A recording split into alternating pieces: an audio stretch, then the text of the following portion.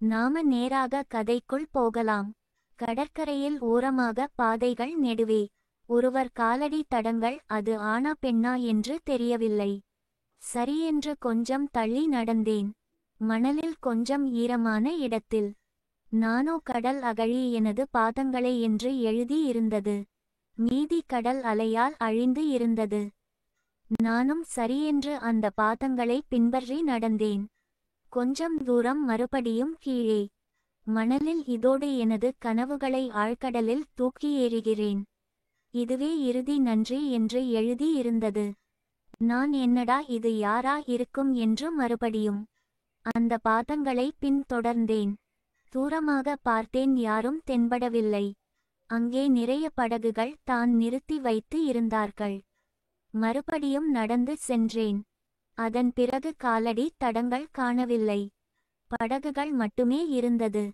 படகு பக்கத்தில் நெருங்கி சுற்றி பார்த்தேன். அங்கே உண்மையிலே கடல் கன்னி போல் ஒரு பெண் சிலை போன்று எதுவும் பேசாமல் அமைதியாக அமர்ந்து இருந்தாள். என்னை பார்த்ததும் விழிகள் மட்டும் விலகியது. புருவங்களை உயர்த்தி என்ன என்று குரல் எழுப்பினாள். நான், நீங்கள் தான் கடல் அகழியா?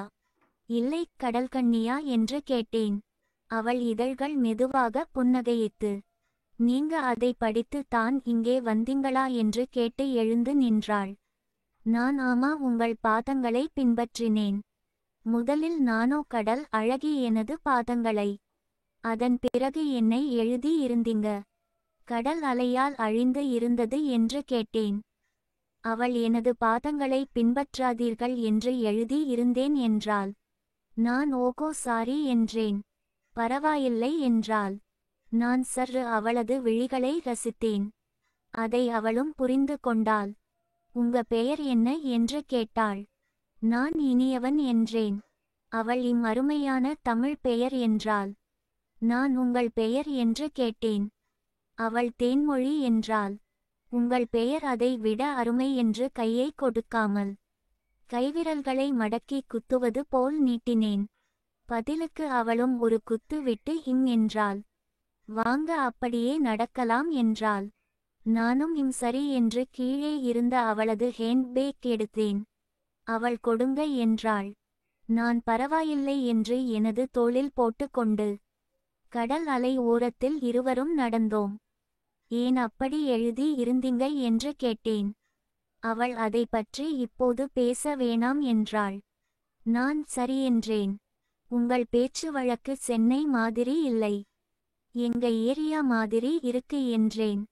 உங்களுக்கு எந்த ஊர் என்று கேட்டாள். நான் தூத்துக்குடி என்றேன். அவள், ஹே, உண்மையாவா என்றாள். நான், ஆமா, வேணும்னா ஆதார் கார்டு காட்டணுமா என்று கேட்டேன். அவள் சிரித்துக்கொண்டே, அது எதுக்கு, நான் நம்புகிறேன் என்றாள். நான், ஆமா, இப்போது அதுதானே ரொம்ப முக்கியம் என்றேன். உங்களுக்கு எந்த ஊர் என்று கேட்டேன். எனக்கு பக்கம் தான் திருநெல்வேலி என்றாள். ஐயோ சூப்பர், நீங்க என்ன வேலை பார்க்கீங்க என்று கேட்டேன். அவள், நான் ஒரு பேங்கில் வேலை செய்கிறேன். இது மாதம் கடைசி, வேலை முடிவதற்குள் உயிர் போய்விட்டது. பைத்தியம் பிடிச்ச மாதிரி இருக்கு என்றாள். நான், ஓகோ, நமக்கு பைத்தியம் பிடிச்சா இந்த உலகம் அதை பார்த்து சிரிக்கும் ரசிக்கும் என்றேன். உண்மை தான், அதுக்கு என்ன பண்ண என்றாள். நான் சிரித்துக்கொண்டே, நமக்கு பைத்தியம் பிடித்த மாதிரி அவங்களுக்கு கோட்டி பிடிக்க வைக்கணும்.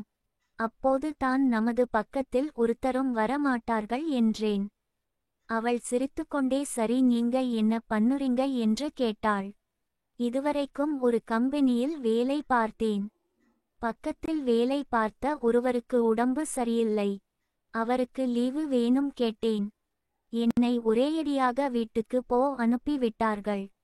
அதான் அந்த சூப்பர்வைசர் வாயில ஒரு குத்து குத்திட்டு, போல மயிறு, நீயும் உன் கம்பெனியும் வந்து விட்டேன். நைட்டு ஊருக்கு கிளம்பிட வேண்டியது தான் என்றேன். அவள், ஐயோ அவசரப்பட்டீங்க, கொஞ்சம் பொறுமையா இருக்கலாம்லா என்றாள். பொறுத்தார் பூமி ஆழ்வார் என்பார்கள். அப்படி பொறுத்து பொறுத்து தான் நான் இங்கே வந்து நிற்கிறேன். சில விஷயங்கள் அதற்கேற்ப அதே மாதிரி தான் பதில் தரணும். அப்போது தான் இந்த சமூகத்தில் வாழ முடியும் என்றேன். அவள் அப்படி பார்த்தா நானும் மேனேஜர் மூக்கை உடைக்கணும் போல என்றாள். நான் சிரித்துக்கொண்டே அப்படிலா பண்ணாத என்றேன். சரி வாங்க டீ குடிப்பீங்களா என்று கேட்டாள். நான் என்னது குடிப்பீங்களாவா? அண்ண 2 டீ அதுல 1 சீனி கம்மியா என்றேன். டீ கடைக்காரர் என்ன என்றார். ஆமா இவன் சீனினா என்ன கேட்பான். அண்ண சுகர் கம்மியா என்றேன். அவள் சிரித்தாள்.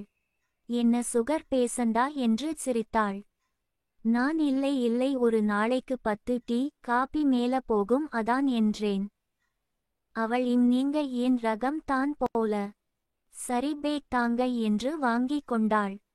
நாங்கள் டீ குடிக்கும் போதே அவள் காசு கொடுத்து விட்டாள். உங்களுக்கு கல்யாணம் ஆகிட்டா என்று கேட்டாள்.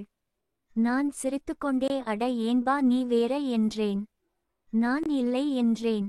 அப்படினா சாருக்கு லவ் ஓடுதா என்று சிரித்தாள். நான் அதெல்லாம் நமக்கு தூரம். அந்த சைடுலா போக கூடாது என்றேன். நீங்க என்றேன். அவளும் சிரித்துக்கொண்டே. இதுவரைக்கும் அந்த எண்ணம் இல்லை. இனி அமைந்தால் பார்க்கலாம் என்று எனது கண்களை ஆழமாக பார்த்து சொன்னாள்.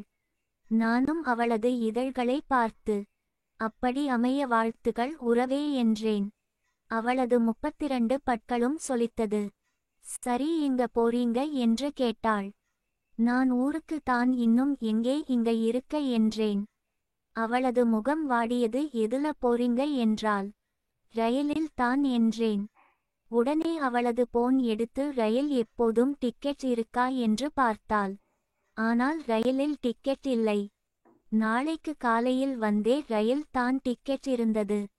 உடனே நீங்கள் நாளைக்கு போகலாம்லா என்றாள். நான் இன்னைக்கு தான டிக்கெட் எடுத்து இருக்க என்றேன். அவள் தயக்கத்துடன் இல்லை நாளைக்கு நானும் வரலாம் நினைத்தேன். 2 நாட்கள் எனக்கு லீவு தான் என்றாள். நான் அவளது விழிகளும் இதழ்களை கவனித்தேன். அவளது கண்கள் கீழே தரையை பார்த்தது. இதழ்கள் நடுங்கியது. நான் சரி அப்படினா நாளைக்கு நீங்க தான் டிக்கெட் போடணும் என்றேன். அவள் எனது கண்களை பார்த்து முகத்தில் புன்னகையில் அதுக்கென்ன இப்போதே டிக்கெட் போடுகிறேன் என்றாள். வேகமாக போன் எடுத்து 2 டிக்கெட் புக் பண்ணினாள். புக் பண்ணிட்ட சூப்பர் என்று எனது கையில் ஒரு குத்து குத்தினாள்.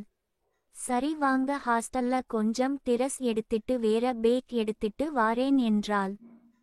என்றேன். அவளது பைக் சாவியை கொடுத்து எடுக்க சொன்னாள். நான் சாவியை வாங்கிக் கொண்டு பைக்கில் ஏறி உட்கார்ந்து யோசித்தேன். நாளைக்கு காலையில தானே ரயில் என்று கேட்டேன்.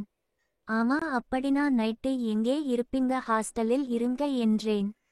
அவள் நீங்க எங்கே இருப்பீங்க என்று கேட்டாள். நான் ரயில்வே ஸ்டேஷன்ல படுத்துப்ப. உங்களுக்கு அங்கே செட் ஆகாது என்றேன். அவள் பரவாயில்லை இரவில் ரயில்வே ஸ்டேஷன் அமைதியாக இருக்கும்.